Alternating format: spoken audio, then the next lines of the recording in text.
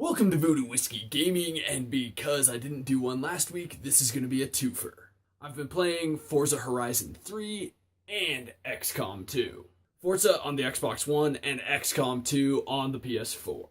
Okay, so Forza Horizon 2, basically you are the boss of the Forza Horizon event, which is a big car show racing kind of venue. This time it's taking place in Australia, and the idea that you're the boss is kind of cool because you have a little bit more control. I mean, it's not real control, but over the event itself. Now, when it comes to the audio of this game, I really like it. The licensed music is pretty good. I like some of the songs. I hate a bunch of the songs. You get to pick radio stations as you go, like they become radio stations attached to the Horizon event. The voiceover work is okay. It's not mind-shatteringly great, but neither is it horrible. It's not ruining the game for me by any stretch of the imagination. It's pretty good. Now, when it comes to the gameplay and controls, I like the gameplay. There's a bunch of different race types, and there's a bunch that are in the city, and there's a bunch that are off-road. There's side objectives, tons of cars, tons of upgrades. Although, I mean, if you want to go in and really tune, you can.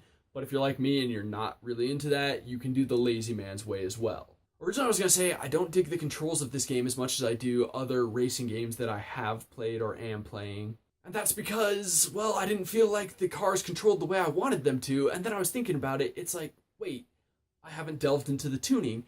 That's why they're not necessarily doing the same stuff I'm used to in other games, because I have tuned cars in other games. Not necessarily in all games, but in some games.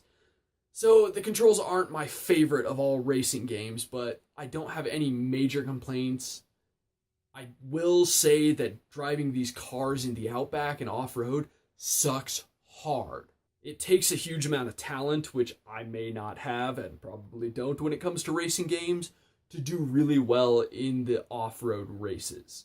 Now, graphically, out of the two games that I am reviewing this week, this is the more realistic looking, and oh, it's beautiful. It truly is beautiful. The cars look great. The cityscapes look great. The outback looks amazing. I've never been to Australia, but based on the pictures I've seen, I would say this game does a pretty damn good job of capturing it. So when it comes to Forza, at the end of the day, if you like racing games, this is definitely worth investing in. It is kind of a bummer that it's an Xbox exclusive, but it's still a great game. Okay, now, XCOM 2.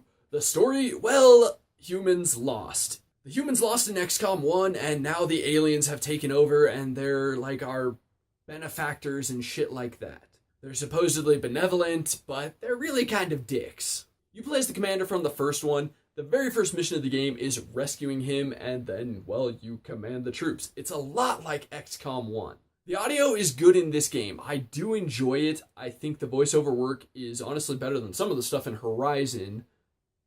The music is, well, it's ambient, and the weapon sound effects, etc., those all sound good. They definitely add to the game. I feel like they make the situation sound more believable. Now, when it comes to the gameplay and controls, when I said this was very similar to XCOM 1, I mean, it's almost identical to XCOM 1. The gameplay, the way you maneuver, the way you do pretty much everything is very similar. There are some new classes that have some new abilities. There are some old classes that now have new abilities for your soldiers. And they add a little bit more depth to the game. But at the end of the day, it feels very familiar, which isn't entirely a bad thing. I will say, regarding the difficulty of this game, I find XCOM 2 to be much harder than XCOM 1.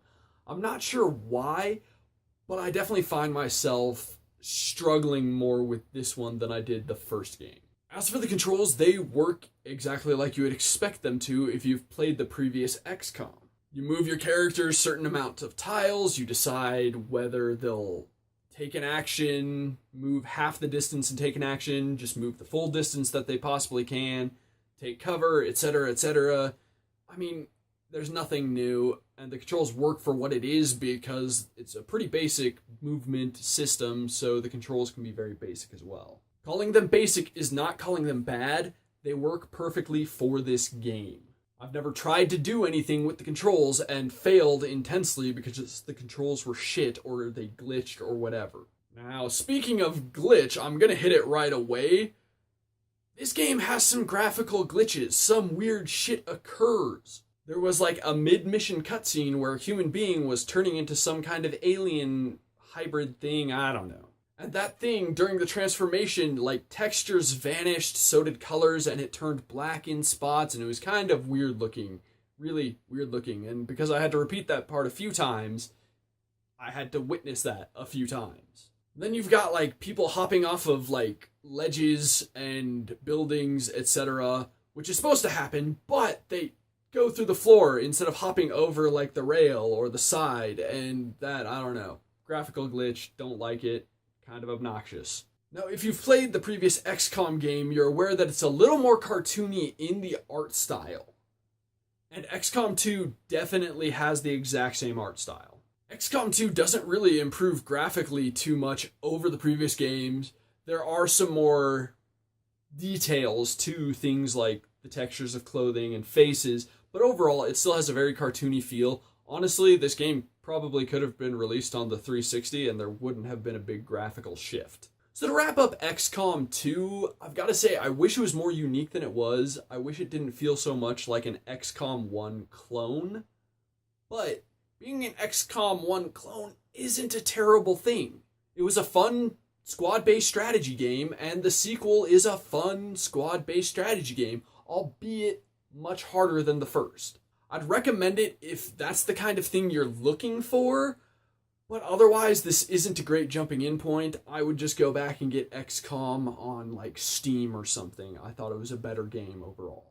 Okay, so in the comments below, why don't you tell me if you've played the previous XCOM game? Yes, I know it's not the original XCOM game.